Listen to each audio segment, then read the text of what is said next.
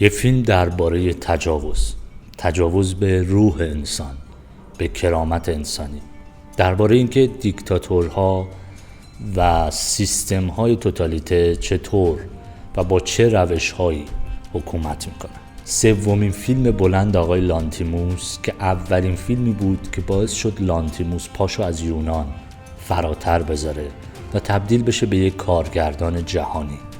فیلم داکتوس یا دندان نیش. Ο αδερφός σας πέθανε. Ένα πλάσμα σαν αυτό που εισέβολε σήμερα στον κήπο τον διαμέλισε. Το ζώο που μας απειλεί λέγεται γάτα. Είναι το πιο επικίνδυνο ζώο που υπάρχει. Όσο βρίσκεστε μέσα δεν κινδυνεύετε. داستان فیلم راجع به یه خانواده است که توی خونه محبوس شدن. پدر خانواده این خانواده رو توی اون خونه محبوس کرده. اجازه نمیده هیچ اثری از دنیای بیرون وارد اون خونه بشه. چرا این کارو کرده؟ یکی از دلایلی که توی فیلم‌های لانتیموس ما با پایان باز یا خیلی وقتا حتی با آغاز باز روبرو میشیم اینه که میخواد بگه که اون مسئله‌ای که من میخوام دربارش حرف بزنم این مسئله‌ای نیستش که دغدغه شما بشه. اینکه چرا پدر داره این کار رو میکنه خیلی مهم نیست. اینکه تهش به چه نتیجه‌ای میرسیم هم مهم نیست. من میخوام فقط توی یک قاب راجع به این اتفاق، راجع به این که چطور میشه یک ایدئولوژی رو توی یک چارچوب محدودی به آدما تحمیل کرد حرف بزنم.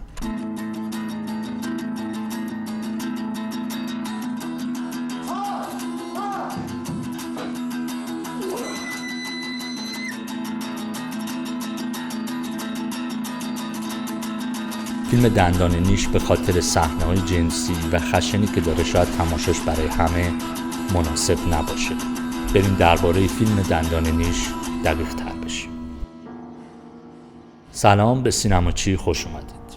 توی این سلسله ویدیو قرار هر هفته توی فصل اول راجع به فیلم‌های یورگوس لانتیموس صحبت بکنیم. یک کارگردان یونانی که معروفه به فیلم‌هایی که یه خورده عجیب غریب هستن، صحنه‌های خشن زیاد دارن و البته اکثرا راجع به یک دنیایی که ایدئولوژی داره اونها رو جلو میبره و با ایدئولوژی دارن یک جامعه رو میسازن. اکثر فیلم‌های لانتیموس یک همچین مفهومی داره، اما یک سری موتیف‌های تکرار شونده‌ای توی همه فیلماش هست. قبل از اینکه وارد فیلم اول بشیم، در هفته اول و راجع به داکتوس صحبت بکنیم، بریم خیلی کوتاه این موتیف‌های تکرار شونده همه فیلم‌های لانتیموس رو با هم یک مروری بکنیم و ببینیم مفهوم هر کدوم چیه.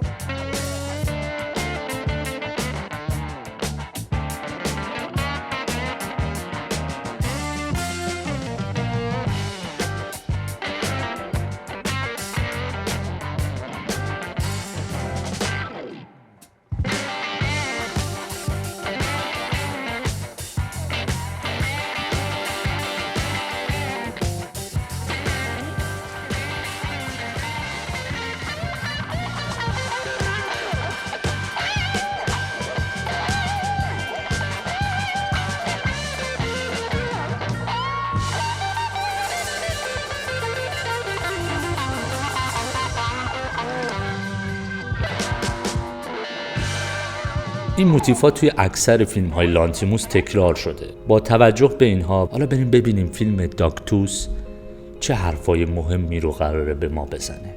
دندان نیش یورگن لانتیموس فیلم چند لایه و عمیقی که از طریق داستان نمادین و تصاویر بصری قوی تعریفی از حکومت ایدئولوژیک و دیکتاتوری میده. این فیلم با نقد ساختارهای اجتماعی و روابط قدرت مخاطبینش رو به تفکر درباره جهانی که دارن توش زندگی میکنن و نوع زندگی خودشون مجبور میکنه. یعنی از اون فیلمایی که احتمالاً تا چند وقت از یادتون نمیره تماشا کردنش و اثری که روی ذهنتون میذاره. از اونجایی که باید هر فیلم رو توی زمان و مکان خودش بفهمیم، بد نیست بدونید توی سالهایی که فیلم دندان نیش ساخته میشد، اوضاع داخلی یونان به هم ریخته بود. اوضاع اقتصادی خراب و فشارهای حکومتی باعث بروز تظاهرات و سرکوب‌های گسترده شده بود که این فضای حاکم به شکلی باعث تولید فیلمی مثل دندان نیش میشه. والدین یا پدر و مادر تو این فیلم نماینده قدرت مطلق هستند که با اعمال کنترل شدید بر رفتار و اندیشه فرزندهاشون تلاش میکنن اونها رو تو چارچوب‌های خاصی نگه دارن.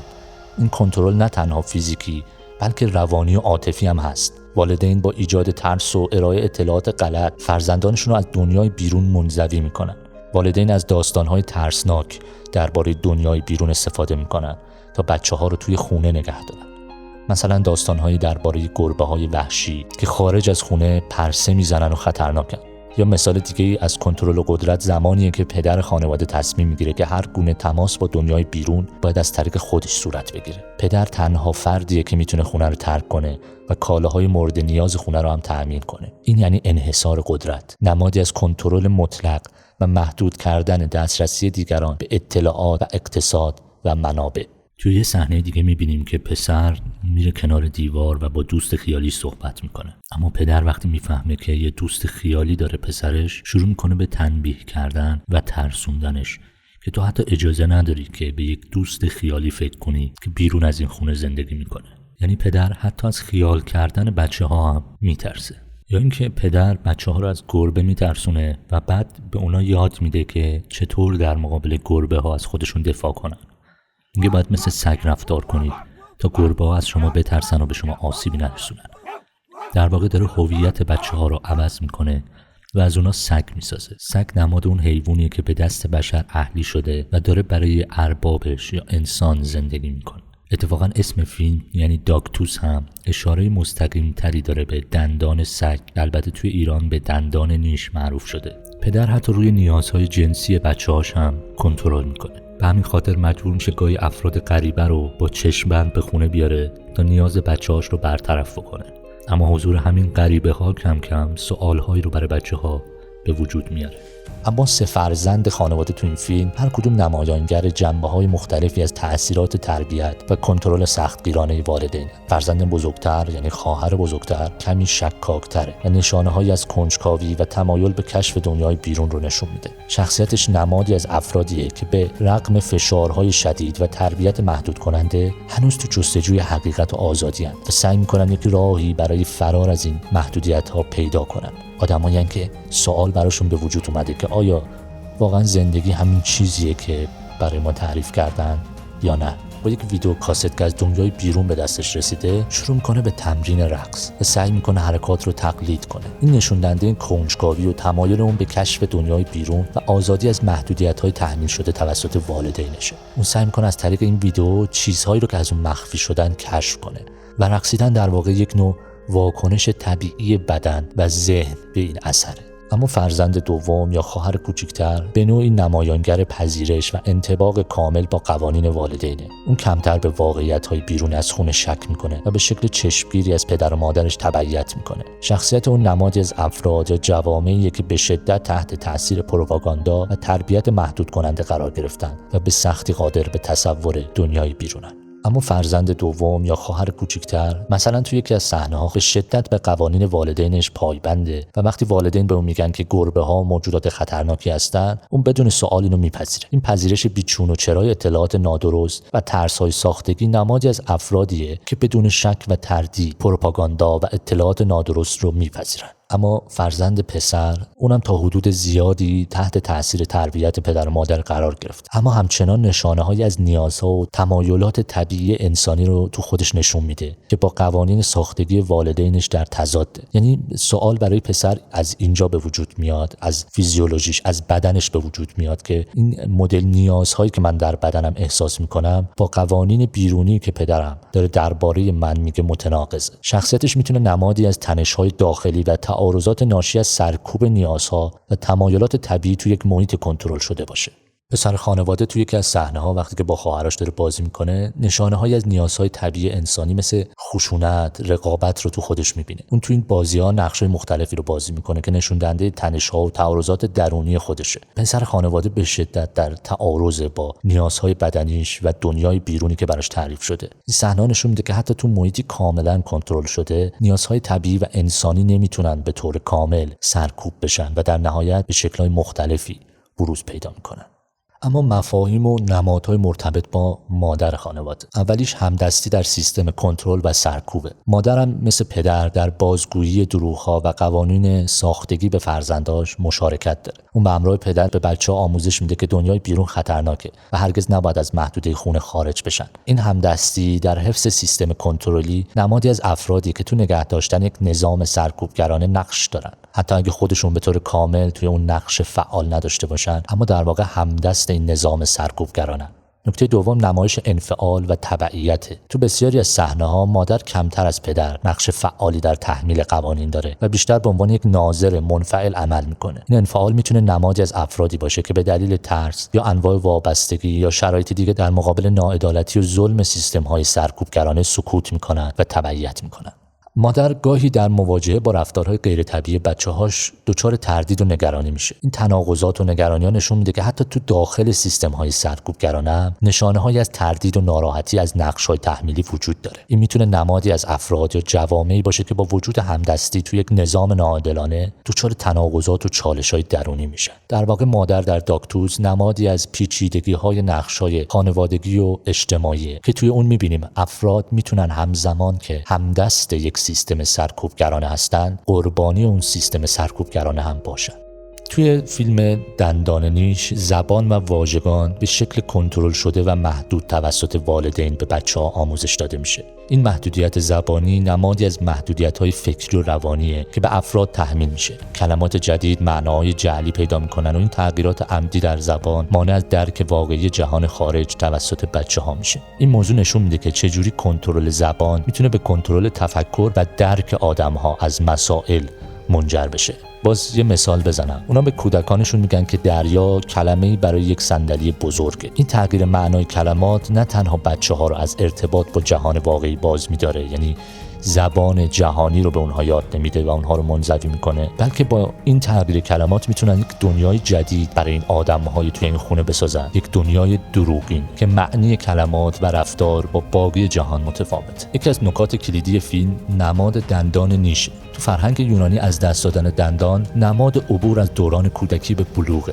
والدین به بچه‌های خودشون میگن که تا زمانی که دندون نیش اونها نیفتاده نمیتونن خونه رو ترک کنن. این یک امر نمادی از سرکوب رشد و استقلال فردیه. تلاش دختر بزرگ برای فرار نشونه از میل طبیعی به تکامل و آزادیه. حتی زمانی که شرایط به شدت محدود کننده است، این قانون بچه‌ها رو در وضعیت کودکی و وابستگی به اون سیستم و نظام نگه می‌داره. یعنی بزرگترین خط قرمزی که برای عبور از اون سرزمین وجود داره بلوغه، رشد کردنه و تا جایی که ممکنه سیستم باید در مقابل این بیسته. اما نکته جالب اینه که این بلوغ ناخودآگاه در فیزیولوژی انسانی وجود داره. یعنی با گذاشتن این قانون در سناریو و در فیلم میخواد بگه که قانونی که حتی حکومت‌های دیکتاتوری دارن برای خروج از این سیستم خودشون برای افراد قائل میشن، همچنان جزو فیزیولوژی طبیعی رشد انسانیه. یعنی انسان نهایتاً این رشد رو میکنه، نهایتاً به سمت آزادی حرکت میکنه. زمانی که دختر بزرگ دندان نیش خودش رو عمدن میکشه، این اقدام نمادی از تلاش اون برای رهایی و رشد فردیه. این تلاش برای فرار نشون میده که حتی تحت سخت‌ترین شرایط هم میل به آزادی و استقلال وجود داره. علاوه بر نماد دندان نیش، تلاش دختر برای دستیابی به فیلم‌های خارجی هم نشون میده میل اون به آگاهی و رشد فردی یک امر نهادینه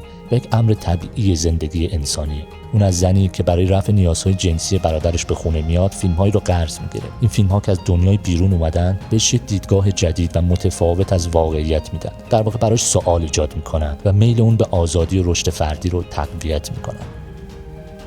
مثال بارز از این ایزولاسیون زمانی که والدین بچه‌ها رو متقاعد میکنن که هواپیماهای پروازی اسباب بازی‌های کوچکی هستن توی آسمون. در واقع اجازه نمیدن یک نمادی از هواپیما که نماد سفر کردن یا گذشتن از مرزها هست مفهوم و معنای واقعی خودش رو برای بچه‌ها به وجود بیاره تا در ادامهش سوال پشت سوال مطرح بشه یا توی ذهنشون به وجود بیاد که چرا آدم‌ها باید از مرزها عبور کنن یا پشت اون مرزها چیست و معنی سفر چیه. این نمونه نشون میده که چجوری والدین تلاش میکنن تا هر گونه ارتباط با دنیای واقعی رو قطع کنن و واقعیتی دستساز و کنترل شده ایجاد کنن. فیلم پر از تناقضات اخلاقیه. پدر و مادر به عنوان محافظان کودک در عین حال نقش زندانبانها و شکنجهگران رو هم ایفا میکنن. اعمال خشونت‌آمیز و آموزش‌های نادرست در تضاد با نقش سنتی والدین به عنوان حامیان و مربیان قرار میگیره.